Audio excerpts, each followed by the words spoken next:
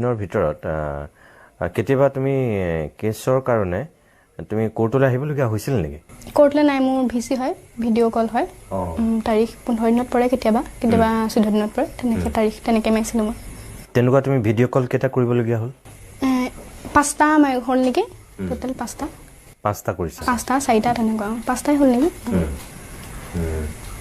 তাৰপিছত তোমাক কিবা কয় নেকি যে তাৰ মানে আপডেট কি হৈছে? প্ৰথম মই সুধিয়ে থাকোঁ সদায় জজত থাকোঁ, মই কেতিয়া জামিন হ'ব কেতিয়া জামিন হ'ব। যেতিয়া ক'লোঁ যে মই প্ৰথমতে 22 তাৰিখে পৰীক্ষা হ'ব বুলি গম পাইছিলোঁ, যে মোৰ জুলাই 22 তাৰিখৰ পৰা পৰীক্ষা, মোৰ জামিন কেতিয়া হ'ব। তেওঁ ক'লে যে তুমি এখন এপ্লিকেশ্যন কৰা, আমি মানে তোমাৰ যোন উকিলৰ দ্বাৰা এখন এপ্লিকেশ্যন কৰা। তাৰপিছত মই ছাৰহঁতৰ সহযোগত মই এপ্লিকেশ্যন তেওঁলোক কৰিলোঁ। তেতিয়া হয়তো মোৰ কেছটো মানে হাইকোৰ্টলৈ গ'ল নেকি, মই গম নাপাওঁ মানে কি হৈ আছে। তথাপিও মই এপ্লিকেশ্যন কৰিলোঁ পৰীক্ষাৰ বাবে। তুমি জেলত থকাৰ কিমান দিনৰ মূৰত প্ৰথম তুমি ঘৰৰ মানুহক দেখিছিলা, লগ পাইছিলা? 4-5 দিনৰ মূৰত দেউতা আৰু উকিলজন গৈছে মোৰ, তেতিয়া দেখিছিলোঁ। দেউতাক দেখি কিমান কান্দিলা? একচুৱেলি মই তেতিয়া কন্দা নাছিলোঁ, মানে কি যোনটো দুখত আছোঁ মানে মই সেইটো দুখ মানে পটককৈ প্ৰকাশ কৰি দিব নোৱাৰোঁ। কান্দা নাছিলা? কন্দা নাছিলোঁ বাৰু, চেপি ৰাখোঁ। দেউতাক লগ কৰি যোৱাৰ পিছত কান্দোংগে। দেউতাই গৈ কি কৈছিলে প্ৰথম? দেউতাই গৈ কৈছে যে কেইদিনমান থাকিব, চবেই সেইটোকে কয় যে কেইদিনমান থাকিব লাগিব, থাক আৰু বুলিয়ে কয় চবেই। তাৰপিছত 4-5 দিনৰ পিছত দেউতা আৰু উকিলক পালা, তাৰপাছত আৰু 2 সপ্তাহমানৰ পাছত গৈছে নেকি দেউতাহঁত। মোৰ কাপোৰ মানে যোনখিনি কাপোৰ মই থাকিবৰ কাৰণে নিছিলোঁ লগৰজনী ঘৰত, সেইখিনি আছে বাৰু, তাৰ উপৰিঞ্চি দেউতাহঁতে কাপোৰ নিছিলে। তাৰপিছত তুমি লিখি ভাল পোৱা ছোৱালীজনীয়ে তাত কিবা লিখিছিলা নে নাই? এতিয়া লিখিছিলোঁ বাৰু। লিখিছা? মোৰ ডায়েৰী লগত আছিলে, মই যেতিয়া সিহঁতৰ ঘৰলৈ গৈছিলোঁ তেতিয়া ডায়েৰীখন লগত লৈ গৈছিলোঁ বাৰু, থাকে এখন বেগতে আছিলে, সেইখনতে লিখা মেলা কৰিছিলোঁ। লিখিলে গালি পায় যে কবিতা লিখি কাৰণে আহিছ তই, আকৌ কবিতা লিখিছ ন, সেই বুলি কয়। মানে কেতিয়াবা নুলিয়াওৱে, মানে পেনটো নুলিয়াওঁ, মানে যোনখিনি মানে কৈ দি আছে তেওঁলোকে কয় যে কবিতা লিখিয়ে সোমাইছে, আকৌ কবিতা লিখিছে সেই বুলি কয়। মানে পেনটো ধৰিলে মানে তেওঁলোকে কবিতা লিখিছোঁ বুলি ভাবে। লিখি পেলাই পঢ়ি শুনাইছিলা নাই কাৰোবাক? যোনকেইজনী মানে বা আছিলে, দীপান্বিতা গগৈ আৰু মমী গগৈ বুলি, তেওঁলোকক এনে শুনাওঁ, বাকীখিনি নুশুনাওঁ। চবেইতো কবিতা ভালো নাপায়, আৰু বুজিও নাপায়, বুজি নোপোৱা মানুহৰ আগত কবিতা গায়, এইটো অৰ্থ বুজি নাপাব, যোনে বুজি পায় তাৰ আগত পঢ়োঁ বাৰু। আৰু তোমাক যে কয় যে কবিতা লিখিয়ে জেললৈ আহিছ আৰু আকৌ কবিতা লিখিছ, আকৌ পেনটো লিখিলে তেওঁলোকে ভয় খায়, মানে যে তই কবিতা লিখি আহিছ, আকৌ কবিতা লিখিছ, মানে তেওঁলোকে তেনেকৈ কয়। সেই কোৱা মানুহবিলাকে কেতিয়াবা চাইছিলে নে তুমি কিনো লিখিছা? তেওঁলোক আচলতে ইমান শিক্ষিত নহয়, প্ৰায় আদিবাসী মানুহ আছিলে, তেওঁলোক ইমান শিক্ষিতও নহয় চাব পৰাকৈ। জেলৰ মানুহে কোৱা নাই, মানে মই জেলৰ কৰ্তৃপক্ষৰ কথা কৈছোঁ। মই কৰ্তৃপক্ষই নাই কোৱা, তেওঁলোকে ইমান মানে চাবলৈতো নাযায় মই কি লিখিছোঁ বা কি ৰাতি, যোনখিনি মানে মোৰ লগত থাকে তেওঁলোকে কয়। তাৰপিছত তুমি যেতিয়া পৰীক্ষাৰ কথা গম পালা, তেতিয়া তুমি সাজু হ'লা পৰীক্ষা দিবৰ কাৰণে? মই যেতিয়ালৈকে পৰীক্ষা মানে হ'ব, মই মানে ইমান নিশ্চয়তা নাছিলোঁ যে মই পৰীক্ষা দিবলৈ পাম নাপাম। মানে মই গম নাপাওঁ যে জেলৰ পৰাই পৰীক্ষা দিব পাৰে বুলি। মই ভাবিছিলোঁ জামিন হ'লেহে চাগে মই পৰীক্ষা দিবলৈ পাম। তেতিয়াতো জামিনৰ কোনো মোৰ নিশ্চয়তা নাছিলে। ঘৰৰ মানুহে কয় যে পৰীক্ষা দিবলৈ পাবি, থাক কেইদিনমান, অকল সেইটোৱে কয় আৰু। খং উঠে কেতিয়াবা শুনি, অকল কেইদিনমান থাক বুলি কৈ থাকে বোলো, খঙো উঠে। তাৰপিছত তেতিয়ালৈকে একো নিশ্চয়তা নাছিলে কাৰণে মই এৰা ধৰাকৈ পঢ়িছিলোঁ। তেতিয়া সেই কথাটো শুনি তুমি মানসিকভাৱে বিধ্বস্ত হৈ গৈছিলা নেকি, বা তোমাৰ মেণ্টেলি তুমি এটা খুব ডিপ্ৰেশ্যনত ভুগিছিলা নেকি? ডিপ্ৰেশ্যনত ভুগিছিলোঁ বাৰু, যেতিয়া মানে জামিন হ'ব নহ'ব, পৰীক্ষা দিম নিদিম, তেনেকুৱা গোটেইখিনি অনিশ্চয়তা হৈছিলে কথাখিনি। তেতিয়া অলপ ডিপ্ৰেশ্যনত গৈছিলোঁ। তথাপিও মানে নিজকে বুজাওঁ যে যি হ'ল আৰু এনেও এদিন যাবলৈ পাম, তেনেকেই ভাবি যেতিয়া মোৰ পৰীক্ষা হোৱা কনফাৰ্ম নাছিলে তেতিয়া মই এৰা ধৰাকৈ পঢ়িছিলোঁ। যেতিয়া একেবাৰে ফাইনেল হ'ল যে মই পৰীক্ষা দিবলৈ পাম, তেতিয়া মই ৰেগুলাৰ পঢ়িছিলোঁ। তুমি জেলত মানে কোৰ্চৰ কিতাপ যিকোনো সময়তে পঢ়া নে ঘৰত পঢ়াৰ দৰে একদম নিৰ্দিষ্ট সময়ত পঢ়া? ঘৰত পঢ়াৰ দৰে পঢ়োঁ, যিকোনো সময়ত পঢ়িবও নোৱাৰি। পৰিৱেশটো, জেলৰ পৰিৱেশ। কেতিয়া পঢ়িছিলা? ৰাতিপুৱা পঢ়োঁ, 6টা বজাত গন্তি আহে, গন্তি দিয়াৰ পাছত পঢ়িবলৈ যাওঁ। 10টা মানলৈকে পঢ়োঁ, ৰ'দটো পৰি যায়, পঢ়িবলৈও মন নাযায়, তাৰপিছত ওলাই মেলি যাওঁ। আকৌ সন্ধিয়া আকৌ 6টা বজাত কাউণ্টিং হয়, 11:30 হয় নেকি এটা কাউণ্টিং, 11:30 হয়। তাৰপিছত সেইখন নপঢ়োঁ সেইখন সময়, তাৰপিছত শুই পিনি আকৌ 6টা বজাত কাউণ্টিং হয়, মানে কিমান আছে হিচাপ কৰে আৰু তেওঁলোকে। তাৰপিছত আকৌ পঢ়িবলৈ ষ্টাৰ্ট কৰোঁ। তাৰপিছত কেইদিনমান পঢ়িছিলোঁ, মানে কি অকণমান হোৱাৰ পাছত পঢ়োঁ মই মানে ঘৰতো মোৰ ৰাতি পঢ়া নিয়ম মানে মই ইয়াতো ঘৰত ষ্টাডি কৰিলেও 9-10টা বজাৰ পাছতহে ষ্টাডি কৰোঁ তেনেকৈ পঢ়িছিলোঁ তেওঁলোক ভাল বহুত ছাপোৰ্ট কৰে কিতাপ দিনত পঢ়িলে মানে মই যেতিয়া কিতাপখন লৈ মানে বিছনাখনত পৰি দিওঁ তেওঁলোক ওলাই দিয়ে মানে তই পঢ় আমি তোৰ ৰুমলৈকে যাওঁ বুলি তোমালোক এটা ৰুমত কিমান গৰাকী আছিলা আমি প্ৰথমতে আছিলোঁ 7 গৰাকী আছিলোঁ কমি এতিয়া 5 গৰাকী আজি মই ওলাই আহিলোঁ 4 গৰাকী আছে আৰু তুমি যে ক'লা তুমি পঢ়িবলৈ ধৰিলে তেওঁলোক ওলাই মানে ৰুম আছিলে মানে এটা হল টাইপৰ মাজত দৰ্জা আছে ইটো ৰুমলৈ যাব পাৰে দিনত যায় আৰু ৰাতি যাব নোৱাৰে বাইদেউহেঁত থাকে যে গালি পাৰিবৰ কাৰণে তেওঁলোক ইটো ৰুমলৈ দিনত গুচি যায় যে তই পঢ় আমি ওলাই দিছোঁ কথা নাপাতো মানে বহিয়া মাত্ৰকে কথা হয় যে তেওঁলোকে সেইকাৰণে ওলাই দিয়ে তোমালোকৰ কাৰণে লেট্ৰিন টয়লেট বাথৰুম এইবিলাক মানে ছেপাৰেট নে গোটেইখিনিৰ কাৰণে ভিতৰত আছে প্ৰতিটো ৰুমতে ভিতৰত টয়লেট আছে হেৰি আছে তাৰপিছত আকৌ বাহিৰত আছে মানে লকআপটো মাৰি দিয়াৰ লগে লগেতো আমি বাহিৰলৈ যাব নোৱাৰোঁ ভিতৰত সেইকাৰণে আছে তাৰপিছত আকৌ বাহিৰত আছে গা ধুবৰ কাৰণে আৰু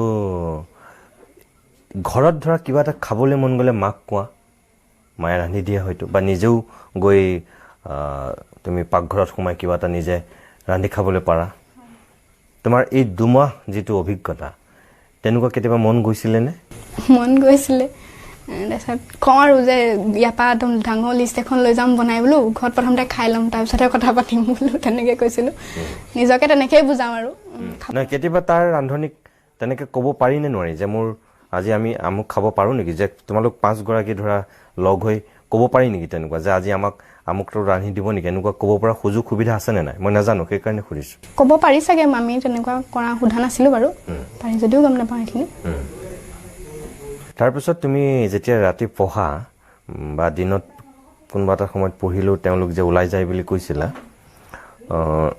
সেই মানুহখিনিয়েতো গম পাই যে তুমি মই পঢ়া ছোৱালী বুলি কিছুমানে মই মেট্ৰিক দিছোঁ বুলি ভাবে যোনখিনিয়ে মানে একেবাৰে নাজানে ক'লেও পটককৈ বুজি নাপায় মেট্ৰিক বুলি ভাবে মই বুলি কৈ থৈ দিওঁ তেনেকৈ মেট্ৰিক দিছোঁ বুলি ভাবিছিলে কিছুমানে গম পায় আৰু তাত গোটেই মানুহখিনিয়ে গম পাইছিলে নে যে তোমাৰ অপৰাধটো কি নকলি আলফা বুলি মাতে মোক নকলি আলফা ঢেৰ নাম তাত মোক কোনোবাই মানে কি নাম কোৱাচোন ফৰিংটো নুফুটে ফিৰিং বুলি মাতে কেটেঙি ঢেৰ নাম কেটেঙি ফৰিং আৰু নকলি আলফা মানে ফৰিং কিয় কয় তুমি জপিয়াই থাকা নেকি নাই ক্ষীণমিন কাৰণে ফৰিংটো নুফুটে তেওঁ ফিৰিং বুলি মাতে ফিৰিং আচ্ছা বাইদেৱে মেমেৰি বুলি মাতে মেমেৰি ক্ষীণমিন কাৰণে কোনেও বৰষা বুলি নামাতে হয় নেকি আৰু নকলি আলফা বুলি কোনে মাতে এনেই ধেমালিতে মাতে কেতিয়াবা কিবা কিবি নকলি আলফা বুলি কয় হাঁহি উঠে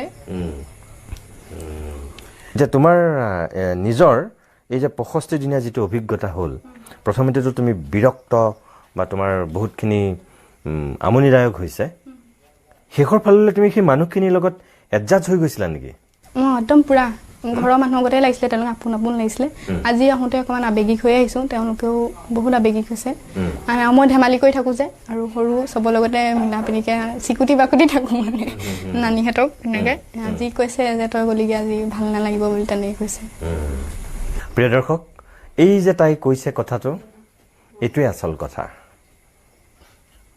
প্ৰথম অৱস্থাত তেওঁ বিৰক্ত ক'ৰবাত তেওঁ আতংকিত খৰ্গহস্ত কোনোবা সময়ত তেওঁ অভিমান কোনোবা সময়ত তেওঁ খং আক্ৰোশ অভিযোগ সকলোবিলাক হয়তো তেওঁ এটা সময়ত মনৰ মাজত জুমুৰি দি ধৰেহি আৰু সেই একেজনী মানুহে এটা সময়ত কিন্তু সেই পৰিৱেশটোৰ লগত মিলি যাবলৈ বাধ্য হৈছিল আচলতে মিলি গৈছিল কেনেকৈ কটাইছিল কি নামেৰে তেওঁক মাতিছিল জেলৰ সেই ভিতৰৰ মানুহখিনিয়ে আজি আমি প্ৰথমবাৰৰ কাৰণে চাগে গম পাইছোঁ সৰু সৰু কথা কিন্তু এই কথাখিনিয়ে এইগৰাকী বৰ্ষাশ্ৰীক আহি থকা দিনত কিমান যে কি কথা শিকাইছে কিমান অভিজ্ঞতা দিলে সেয়া সময়ে ক'ব এতিয়া মই তোমাক কওঁ যে জেলৰ ভিতৰত কি হৈ আছিল আজি তোমাৰ পৰা গম পালোঁ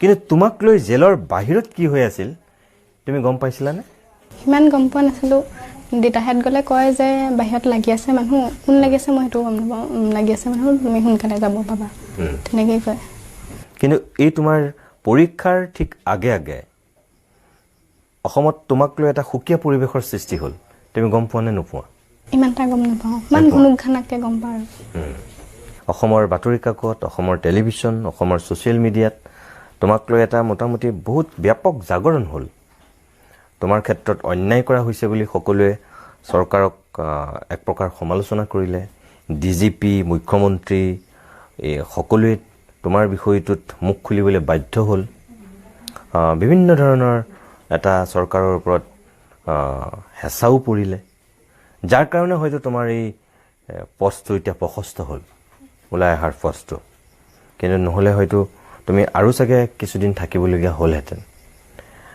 মুখ্যমন্ত্ৰীয়ে এই ক্ষেত্ৰত এক বিশেষ উদ্যোগ লৈছিল তোমালোকৰ ঘৰৰ মানুহে তোমাৰ মা দেউতা তোমাৰ দাদাই তোমাৰ হৈ প্ৰতিশ্ৰুতি দিব লগা হৈছে তুমি আলফালে যাবা বুলি তেওঁলোকে ভাবিছিল তুমি তেনেকৈ ভাবিছিলা নেকি আলফালে যোৱাৰ কথা নাই বাবা তুমি কাৰোবাক কৈছিলা নেকি কেতিয়াবা নাই কোৱা মানে আলফালে যাব লাগে বা যাম এনেকৈ কৈছিলা নেকি